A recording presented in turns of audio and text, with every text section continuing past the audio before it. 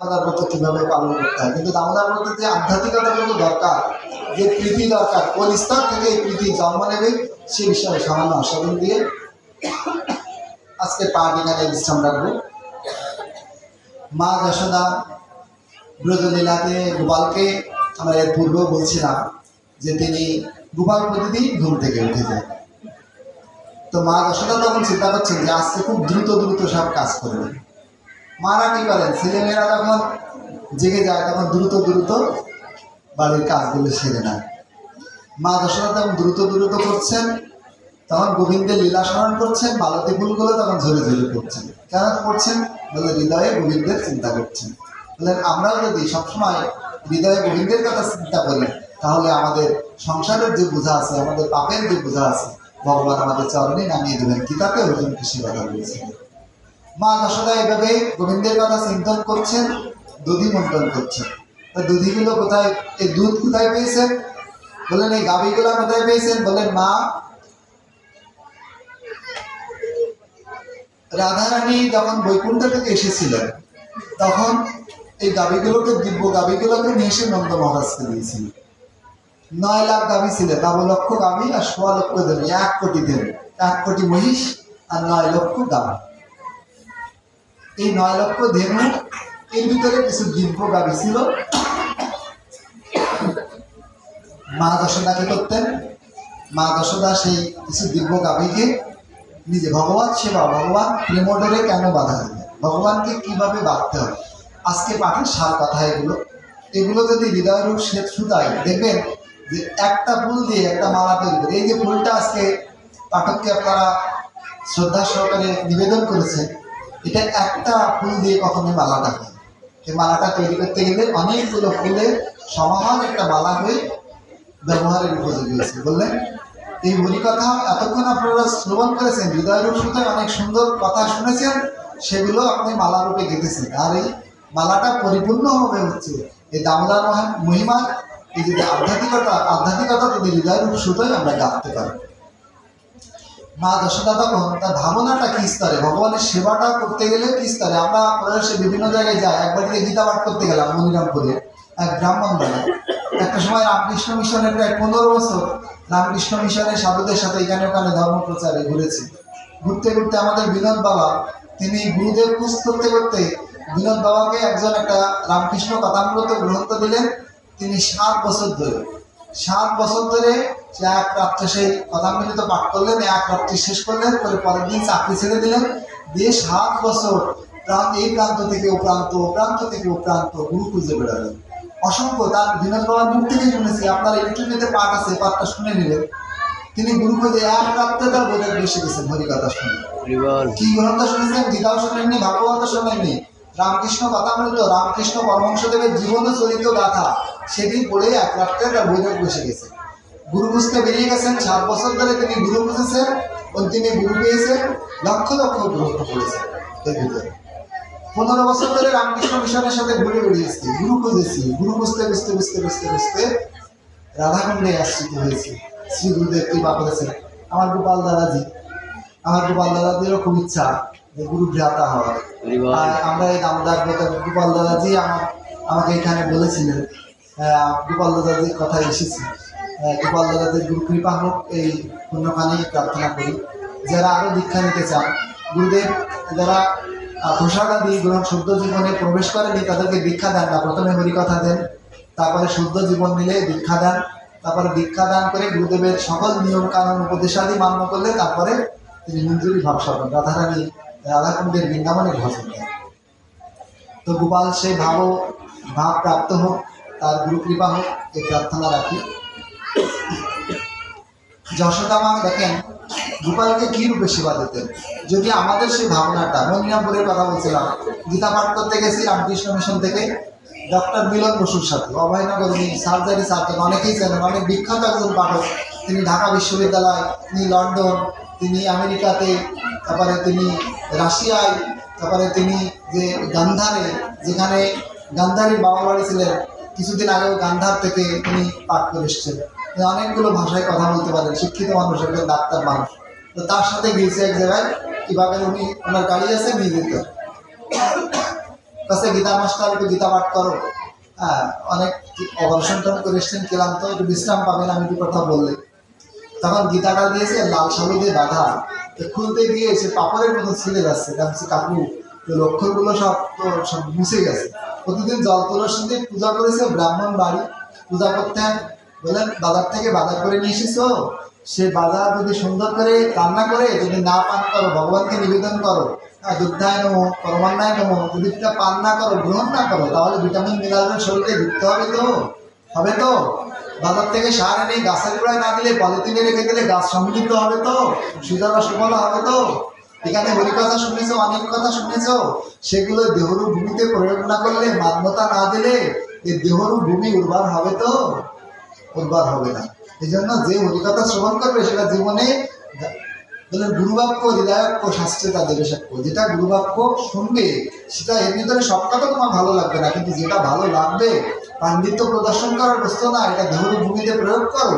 মা যশোদা কি করছেন দেখো, ওই 9 লক্ষ গাভীর ভিতর থেকে কিছু দিব্য গাভী বেছে মা যশোদা প্রতিদিন সে গাভীগুলাকে স্নান করান, গোপালকে দুগ্ধ পান করান। কোন দুধ? তার সেবা ভাবনাটা কোন স্তরে, আর আমাদের ভাবনাটা কোন স্তরে চিন্তা করো।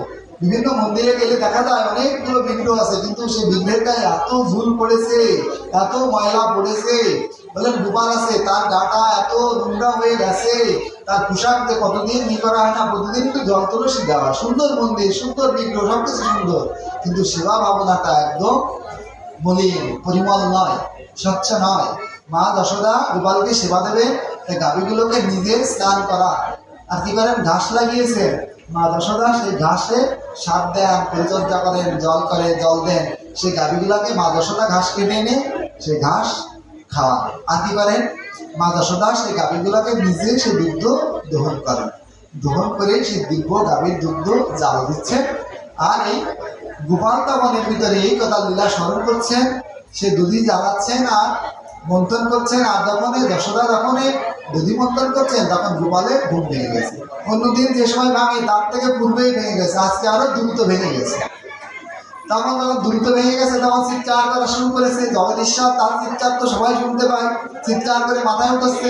মাকে যখন এই ঘরে ও বেড়ে গিয়ে রাজার ছেলে তো নন্দ মহারাজ, তিনি এই গোপেদের শ্রেষ্ঠ, তার অনেক ঘর, এ ঘরে ও ঘরে গিয়ে যখন পাচ্ছে না, চিৎকার আরো চিৎকার করে মাথায় উঠাচ্ছে। মাকে না বলে বাড়ির শিশুটা কি করে, এর চিৎকার, ভীষণ চিৎকার। মাকে যেই পেয়েছে আরো বেশি চিৎকার, না তখন অভিমানের স্বরে চিৎকার।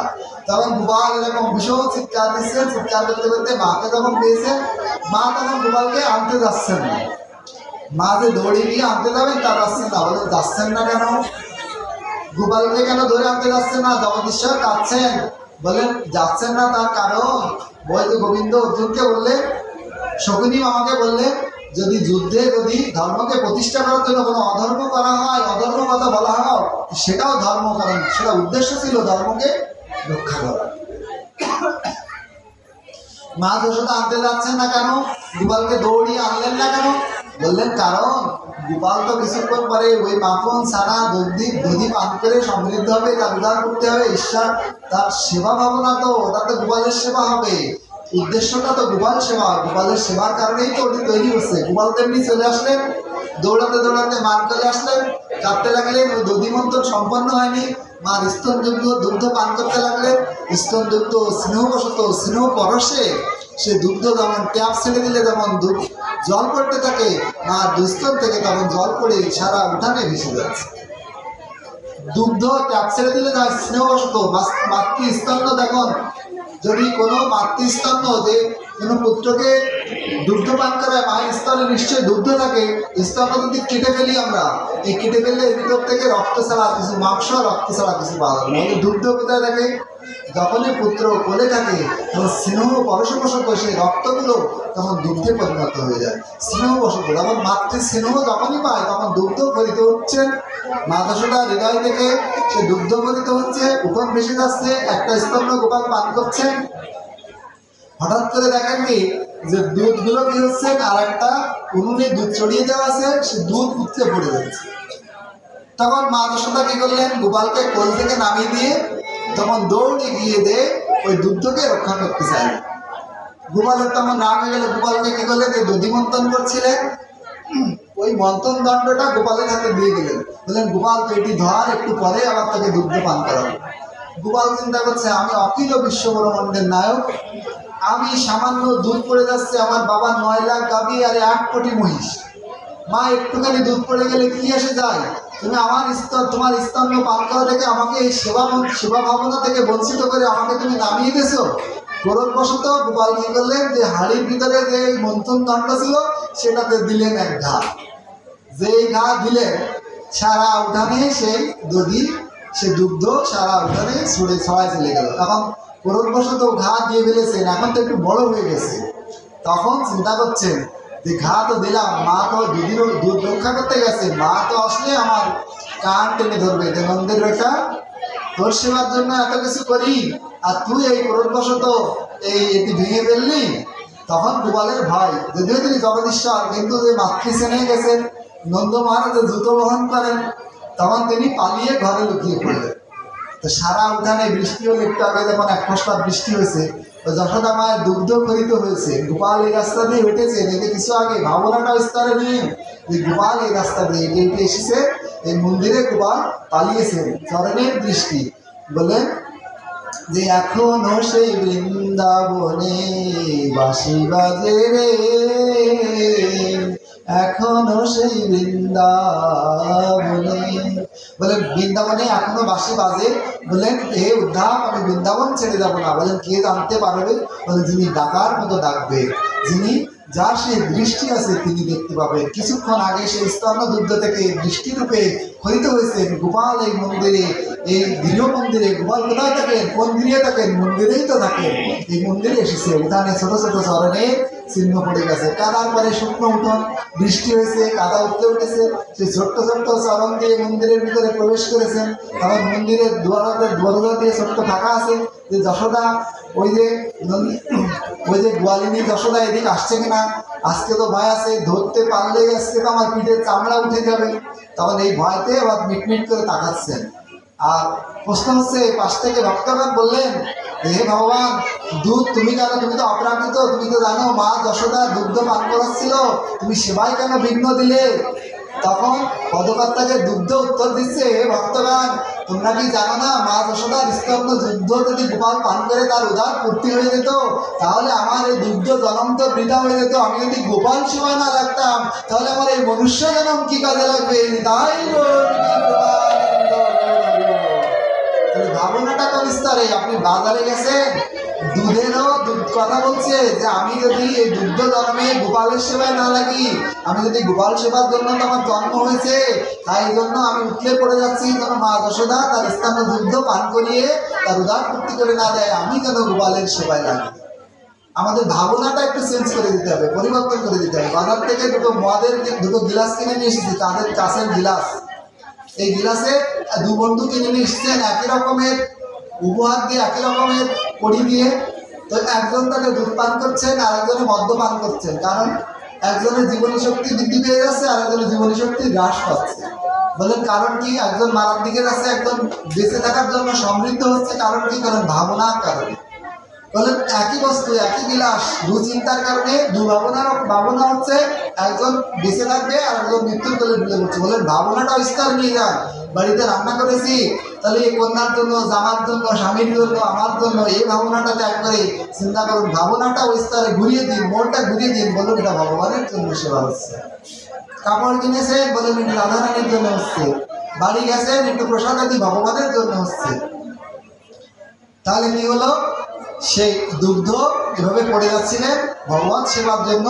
তখন গোপালকে তো সে মা যশোদা খুঁজে খুঁজে তখন চিন্তা করলেন, এই ঘরে মা আমার পায়ের ছাপ পড়ে গেছে, ধরে ফেলবে। তিনি কি করলেন? ব্রজ গোয়ালাদের সাথে মিশে গেলেন, যে একদম তো এই ভাগবত আসলে প্রবেশ করি। মা যদি আসে, তারপর তো অনেক মায়েরা আছে, স্নেহবশত আমাকে ঠিকই দেবেন, ওই মা যশোদাকে আটকে ফেলবেন, আমাকে আর মারতে পারবেন না। বুদ্ধিমান তো, জগদীশ্বর তো। তিনি কি করলেন? ওই ব্রজবাসীর সাথে তারা খেলা করছেন বটে, কিন্তু মাঝে মাঝে বাড়ির দিকে তাকাচ্ছে না, মন্দিরের দিকে তাকাচ্ছে। ওই যশোদা বেটি কি আসছে, আমাকে কি ধরে ফেলে? পিছনে তাকাচ্ছেন, খেলা করছেন, সিদাম সুদাম দাম সুদাম বলছে, আচ্ছা কানাই তোর আজকে কি হয়েছে রে, খেলায় তো তোর একটু মন নাই, শুধু পিছনে তাকাস, মনে মনে বলছিস শ্রীরাম সুরাম তোরা তো জানিস না আজকে কি ঘটনাটা ঘটে এসেছি। ওই নন্দের বেটি আসলে আমাকে আজকে আর রেহাই নেই, আমাকে আজকে ভীষণ পেদানি দেবে।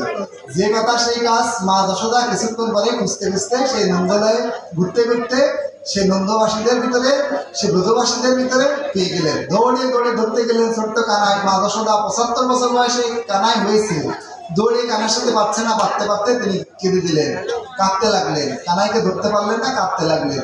যখনই কাঁদতে লাগলেন তখনই মা যশোদাকে এসে কানাই ধরা দিলেন।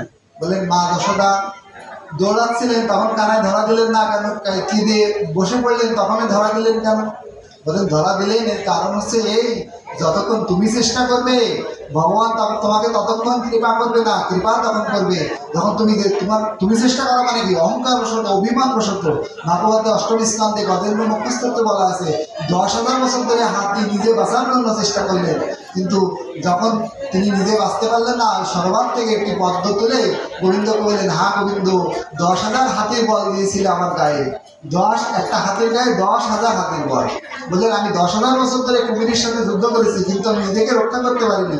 হে অনাদিরাদি বন্ধু, এই প্রাণকে তুমি দিয়েছিলে, রক্ষা করার মালিকও তুমি। সরোবর থেকে একটা পদ্ম যখনই তুলেছেন তখনই বৈকুণ্ঠর আদেশে সুদর্শন চক্র দ্বারা আসে গ্রাহের মস্তক ছেদন করে গ্রাহকে উদ্ধার করলেন। বললেন যতক্ষণ ভগবানের চরণে দুহাত তুলে সমর্পণ না করবে, ঠাকুর রামকৃষ্ণদেব বলেছেন এক হাতে সংসারকে ধরো, এক হাতে ভগবানকে ধরো, সংসার শেষ হলে দু হাতেই ভগবানকে ধরো। যতক্ষণ আমার বলে তোমার কোনো কিছু আছে ততক্ষণ এই সংসাররূপ সমুদ্রে এই মোহরূপ ধরবে। বলেন ওই সংসার হচ্ছে সমুদ্র আর দেহ হচ্ছে তরণী। বলেন এই সংসাররূপ সমুদ্রে দেহরূপ তরণীকে ভগবানের কাছে নিয়ে যেতে হবে, কিন্তু নোংর বাধা আছে বলে এই দেহরূপ তরণী যাচ্ছে না। বলে নোংর দেহরূপ তরণী সংসাররূপ সমুদ্রে সুকর্মরূপ বৈঠা দিয়ে আমরা প্রতিদিন এই নৌকাকে নিয়ে যাচ্ছি, কিন্তু নৌকা গাছের সাথে যে বাধা আছে, বাধা আছে মানে কি? যে আমার বলে যতক্ষণ আছে ততক্ষণ এই মোহর তোমার এই সংসার সমুদ্রে এই বৃক্ষের সাথে বাধা আছে। বললেন কখন এই মোহ কেটে যাবে? আর আমি যখন ভালো কাজ করবো, জপ করবো, একাদশী করবো, দামোদর ব্রত করবো, সত্যমরূপ বইটা দিয়ে আমাদের দেহরূপ তরণীকে সংসার সমুদ্রে ভগবানের দিকে নিয়ে যাবো, কখন যাবে?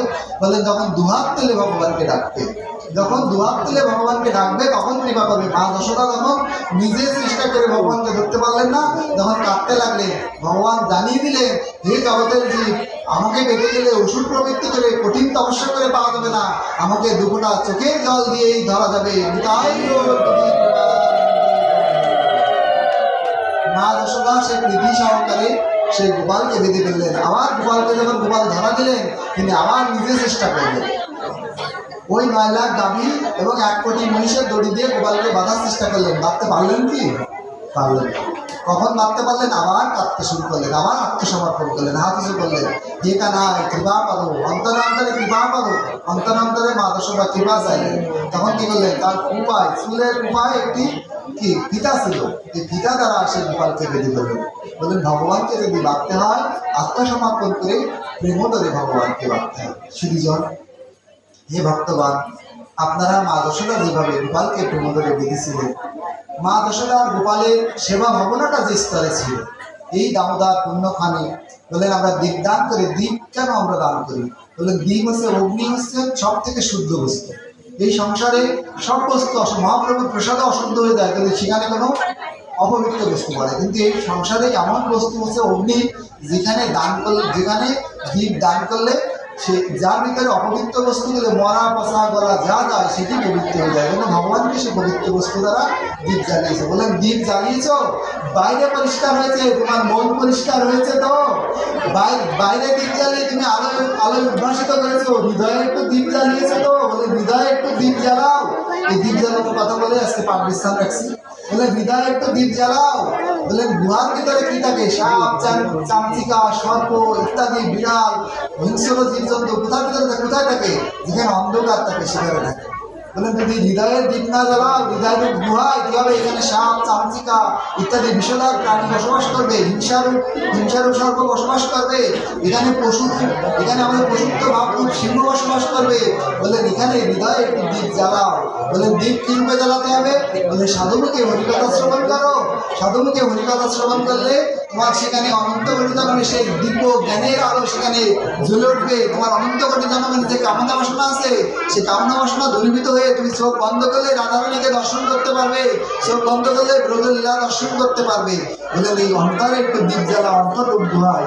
বলেন ঠিক ওই গুহার ভিতরে দ্বীপ জ্বালালে যেমন আলো জ্বালালে সেখান থেকে চামচিকা, সর্প ইত্যাদি বিষধর প্রাণী চলে যায়, তোমার হৃদয়ের ভিতরে যে কালীয় রূপ যে সর্প আছে, তোমার এখানে মহাসুর রূপ সর্প আছে, এখানে তোমার পুতনা রূপ, পুতনা মানে কি অপবিত্র ভাব।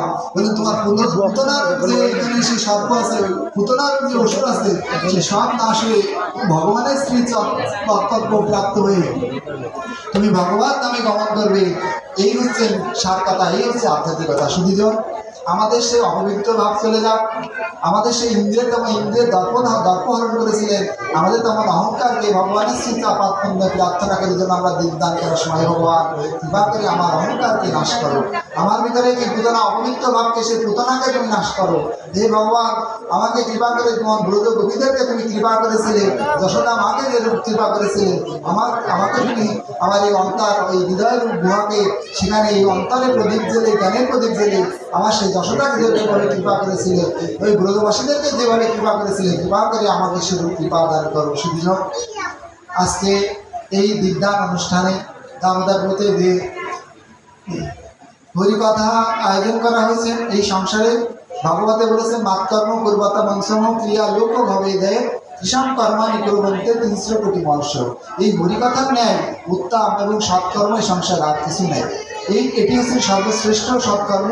সুতরাং এটি আপনাদেরকে আপনাদের শ্রীমান মহাপ্রভু কৃপা করবেন, করুণা করবেন, এই প্রত্যাশায় আজকের মতো হরিকথা বিশ্রাম। আমি জানি না আপনাদের হৃদয়ে কোনো কথা পৌঁছে দিতে পেরেছি, যদি কোনো কথা পৌঁছে দিতে পারি সেটা আপনাদের চরণের প্রতাপ, চরণের কৃপা।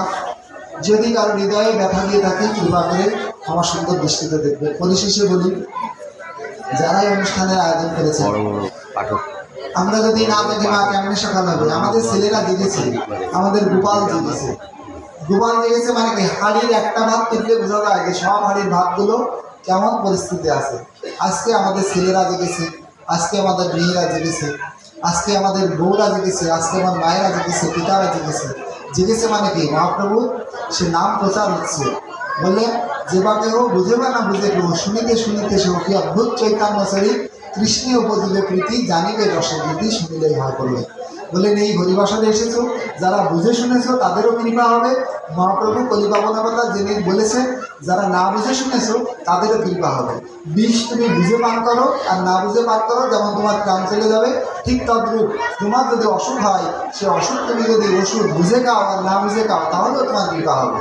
এই আমাদের অসুখ কি, কৃষ্ণের রুচি নাই, মহাপ্রভুতে রুচি নাই, নামের রুচি নাই। তাই এই আমরা নামরূপ ঔষধি পান করেছি, আমাদের আমরা বুঝে যারা পান করেছি তাদেরও কৃপা হবে, যারা না বুঝে হরিনাম পান করেছি তাদেরও কৃপা হবে। আমরা কর্ম দ্বারা সেই অমৃত পান করেছি, অপ্রাকৃত অমৃত, আমাদের দেহ মন আত্মা সব অমৃত হবে, এই প্রত্যাশা। সুবিধা আজকের মতো হরিকথা এখানেই রাখছি বিশ্রাম। সবাই ভালো থাকবেন।